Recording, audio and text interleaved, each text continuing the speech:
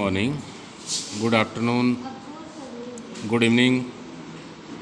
Standard 8th subject सामाजिक विज्ञान SST हमारे अतीत पार्ट नंबर 3 रोमन पत्ती में पहला लेसन है कैसे, कब और कहाँ।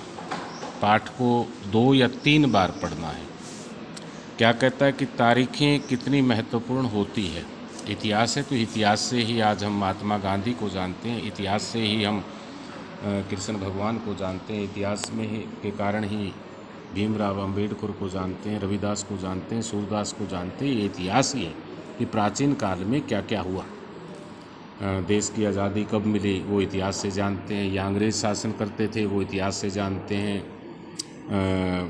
भगत सिंह ने क्या किया वो इतिहास बताता है, सुभाष चंद्र बोस ने क्या किया वो इतिहास बताता है। इस इतिहास के कारण ही इन चीज़ों की जानकारी आज हमें है। एक वक्त था जब इतिहासकार तारीखों के जादू में खोए रहते थे। कब किस राजा की ताजपोशी हुई, तब कौन सा युद्ध हुआ, इन्हीं तारीखों पर गर्मागर्म में बहस चलती थी। आप इतिहास देखते हैं बेटे कि पहले देसी रियासतें थी, प्लासी की लड़ाई कब हुई, सिराजुद्दौला कब आया, पुर्तगालियों ने कब कब्जा किया, ईस्ट इंडिया कंपनी कब आई, 1857 का विद्रोह कब हुआ, महाराजा रणजीत सिंह ने अंग्रेज़ों के साथ विद्रोह कब किया, शिवाजी ने लड़ाई कैसे लड़ी। अनेकों इस प्रकार इतिहास में ये आपका लिखित अध्याय भरे पड़े हैं। तो प्राचीन काल में इतिहासकार कहते हैं कि इन चीज़ों में ज़्यादा उलझे रहते थे, क्योंकि राजा महाराजा अलग अलग डिवाइडेड थे, यूनिटी नहीं थी उनकी। इसमें कोई शक नहीं कि इतिहास अलग अलग समय पर आने वाले बदलावों के बारे में होता है। इसका संबंध इस बात से अतीत में चीज़ें किस प्रकार की थी, यानी कि हम प्राचीन काल में जाएं। संसार का नियम है परिवर्तनशील। आज से 30 साल पहले की चर्चा करें या 40 साल हम पहले की चर्चा करें तो आज से 40 साल पहले इस हिंदुस्तान में टीवी तक नहीं था। यानी कि गांव या शहर कोई एक आधा होगा जहां पर वो टीवी आया ब्लैक एंड वाइट। और 40 साल में क्या क्या बदलाव आया आप देख रहे हैं। आज घर में नहीं, आपके हाथ में टेलीविज़न आ गया है। तो ये सारे बदलाव की बात है। रोज़मर्रा की ज़िंदगी में आसपास हमेशा ऐतिहासिक सवाल नहीं उठाते, हम इन चीज़ों को स्वाभाविक मानकर चलते हैं। और हम कई बार सोच लेते हैं कि आज से पहले भी 50 साल पहले भी टेलीविज़न होते थे, मोबाइल होते थे, इंटरनेट होते थे, रेलगाड़ियाँ चलती थी। अब पता है आपको 1853 के अंदर पहली रेलगाड़ी आई। और जो व्हीकल्स हैं, हवाई जहाज़ हैं, ये प्राचीन काल की चीज़ें नहीं है कि समय के अनुसार बदलती रही। अब आगे देखते हैं। ये सारे ऐतिहासिक सवाल हमें समय के बारे सोचने के लिए प्रेरित करते हैं। समय को हमेशा सालों या महीनों के पैमानों पर नहीं देखा जा सकता। कई बार ऐसी प्रक्रियाओं के लिए कोई तारीख तय करना वाकई गलत होता है जो एक लंबे समय तक चलती रहती है। भारत के लोगों को अचानक एक दिन सुबह सुबह चाय पीना शुरू नहीं कर दिया था। यानी कि अब चाय जो हम प्रत्येक घर में भारतीयों के अंदर यूज़ होती है, ये चाय एक दिन नहीं थी, बल्कि इस चाय के बागान अंग्रेज़ों ने यहाँ पर ख़रीदे, अंग्रेज़ों ने कब्ज़ा किया, चाय के बागान लगाए और भारतीय मज़दूर जब चाय की खेती करने लगे तो ये चाय का उत्पादन हमारे देश में हुआ। अब कहते हैं कि चाय का आविष्कार किसने किया। चाय और चीनी शब्द से ऐसा लगता है कि सबसे पहले चीन में आविष्कार किया गया, तो ये बताया गया। कौन सी तारीखें, कहते हैं कि 1922 ये दे रखा है, चाय के लिए तैयार किया गया। यह विज्ञापन इस बात की ओर संकेत करता है दुनिया भर के शाही लोग यही चाय पीते हैं। 1922 से पहले इसका मतलब कोई चाय नहीं पीता था।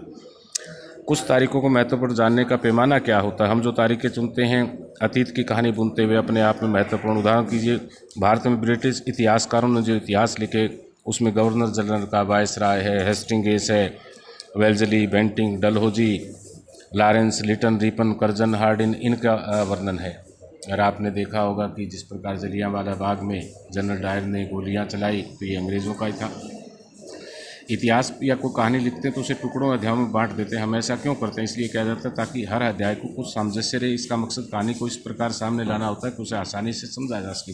जिस प्रकार 2 ग्रंथ है आपके सामने, एक रामायण और दूसरा महाभारत, जो अभी आपने देखा भी होगा, सुना भी होगा, यानी कि जिसमें किस प्रकार की परिस्थितियों को बताया गया।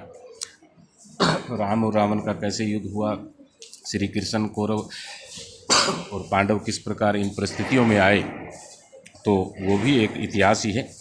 हम अवधियों को कैसे तय करते हैं? 1857 में स्कॉटलैंड के अर्थशास्त्री और राजनीतिक दार्शनिक जेम्स मिल ने 3 विशाल खंडों में A history of British India, British भारत का इतिहास, क्योंकि ब्रिटेन का कब्जा था भारत में, उसका पूरा लेखा जोखा वर्णन किया। अब जैसे गतिविधि अपनी माँ या परिवार के किसी अन्य सदस्य से बात करके उनके जीवन के बारे में पता लगाएं। अब उनके जीवन को अलग अलग कालखंडों में बांटें, प्रत्येक अवधि की महत्वपूर्ण घटनाओं की सूची बनाएं, स्पष्ट करें कि आपने कालखंडों को किस प्रकार तय किया, कैसे, कब, क्यों। आपने दूर नहीं जाना, आपने दादी माँ से पूछना है कि जब वो आपकी उम्र की थी तो किस प्रकार का समय था, गांव और घर के वातावरण कैसा था। जब दादी माँ बड़ी हुई तो उन 20 सालों में किस प्रकार का परिवर्तन समाज में आया, और आज दादी माँ अपनी आंखों के सामने क्या देख रही है। तो ये परिवर्तन दादी माँ ही बता देगी कब, कैसे और क्यों। इस पाठ का सारांश पूरा। और दादी माँ आपके नहीं है तो आपका मम्मा, जो कार्यकाल उनका 20 साल में आप कालखंड में बांटेंगे, वो पूरा इतिहास आपको बता देगी कि कैसा ज़माना पहले था।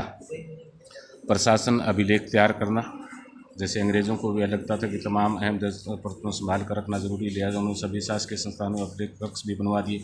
तहसील के दफ्तर, कलेक्टर, कमिश्नर के प्रांतीय सचिवालय, कचहरी, सबके सामने रिकॉर्ड रूम होते हैं। यानी कि आप जब भी कोई रिकॉर्ड होता है तो अंडरस्टूड है कि आपको मिल जाता है। तो ये चीज़ें भी बनाई गई। सर्वेक्षण का बढ़ता महत्व, सर्वे करवाया गया किस प्रकार का। अधिकृत रिकॉर्ड से क्या पता नहीं चलता। अब जैसे हमारे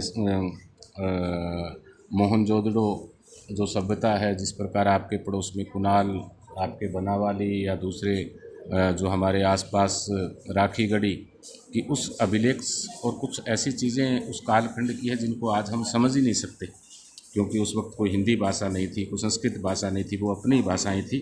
तो वो पुराने ज़माने का रिकॉर्ड है। तो कब, कैसे, क्यों, इस पाठ को 3 बार पढ़ेंगे कि 20, 25, 30 साल के बाद ऑटोमेटिक पूरा समय बदल जाता है। समय में बहुत बड़ा बदलाव आ जाता है।